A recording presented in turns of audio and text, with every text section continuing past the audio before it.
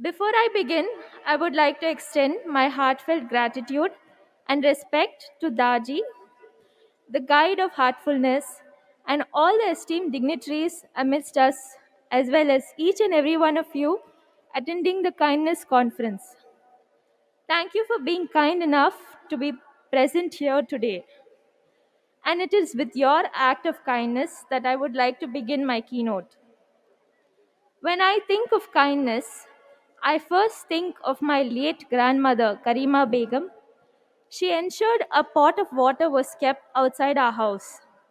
There was a government school nearby, and the students from there would come and drink water from it. My grandmother had a strong sense of community. She didn't just look after the needs of her family, but also practiced kindness towards strangers who may need words of encouragement or a glass of water.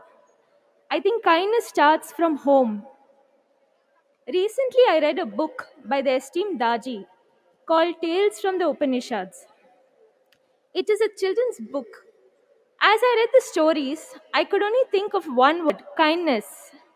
For example, in the second story in this book, there are two birds. The bird in the lower branch shows immense self kindness and self compassion, becoming better and better, and ultimately becoming the best version of itself possible, so that it can reach the bird that is sitting on the higher branch. To me, the best example of kindness is that bird who practiced self love, self improvement, and achieved the one truest and highest aspiration for the self. The stories in Daji's book give us modern solutions for current challenges.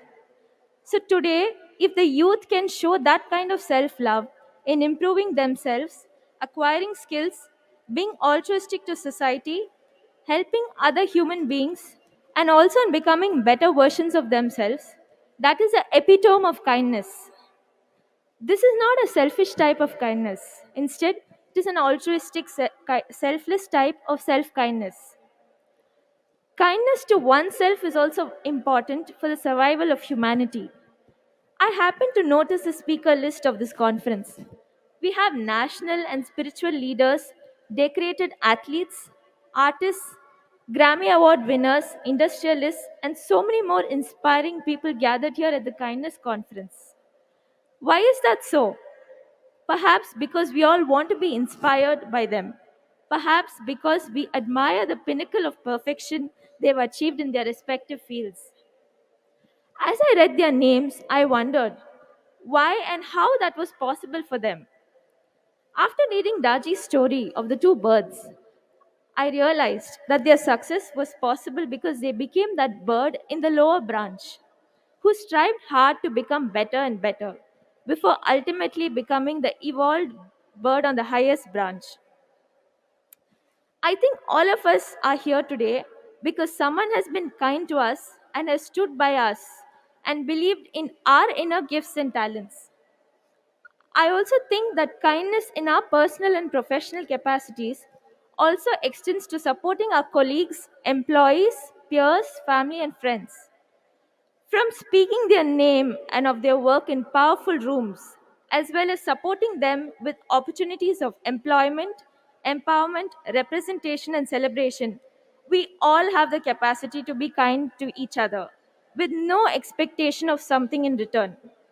In terms of being an artist, my act of kindness is to share and support other artists' works and offer words of encouragement. During my 25-year long lifetime, I quit music and returned to it after 8 long years. I thought that being independent and having my own source of income would help me serve the community and serve the poor.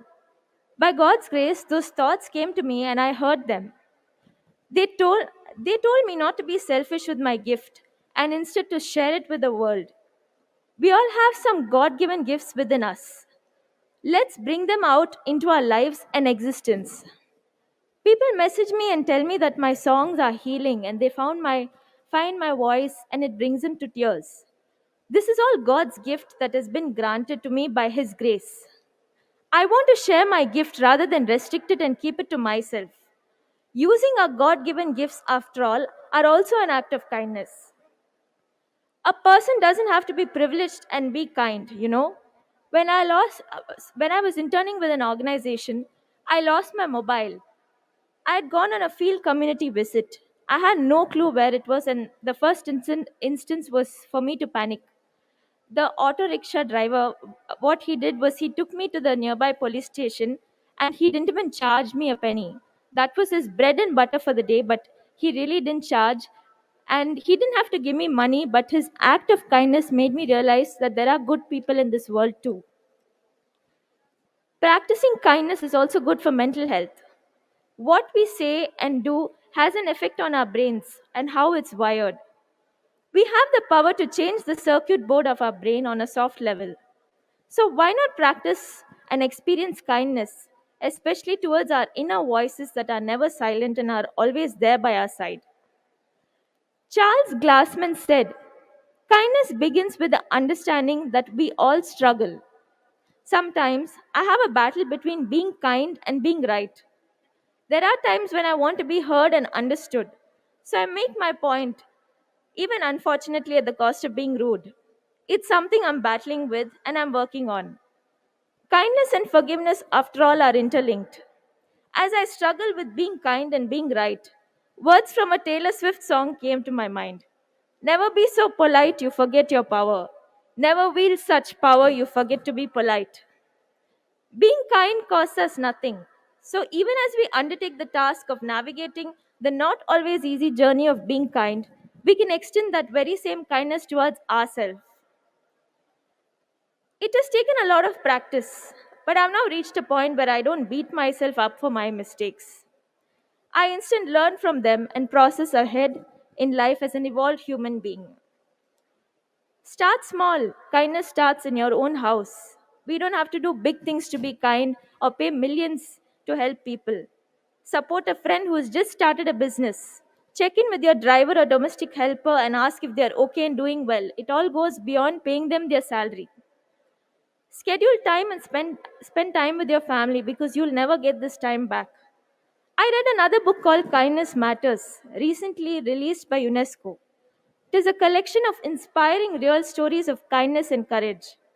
Starting from the very first story, the book relates how tiny acts of kindness create grand global transformations. Here, more than anywhere, the following proverb applies: the journey of 1,000 miles begins with the first step. We don't have the authority to decide who deserves kindness. There are a lot of lessons we can learn from nature. The sun, the trees, the very own air now, which is giving us a breeze. They don't differentiate. They share their gifts with everyone. There are no restrictions. They are available to everybody and share their benefits with us, irrespective of who is a good or a bad person. Like Llewellyn Vaughan Lee said, even as we deplete her, the earth, she continues to give and give. Her generosity is a lesson for us all. The best age group who can naturally, willfully, and intentionally spread kindness is the youth, you all. We have a well developed mind and a soft and tender heart. We are also more open and positive in our attitude. So, if acts of kindness alone change the world into a better place, we, the youth, are the best people to do it. Don't be swayed by peer pressure. Tune into your own frequency and uniqueness. Find your own calling. Celebrate your gifts, what makes you stand out. Don't follow the herd, be the shepherd. I happen to practice a heartfulness meditation with a wonderful soul and friend named Purnima, who is a heartfulness trainer. I felt an immediate sense of peace and quiet in my heart right after. I realized I hadn't given myself that 10 minutes of time. Half the time goes in scrolling my mobile or attending to calls. So I think forcefully giving myself that time really helped. Even this morning, it was so calming, just not talking to anybody, just tune into my own frequency helps so much. We could all practice one act of kindness every single day. Just one act. It doesn't matter if it's big or small. Today I've been kind by sharing my experiences with you. My only request is that you take this energy forward and share it with someone else. Thank you. Namaste.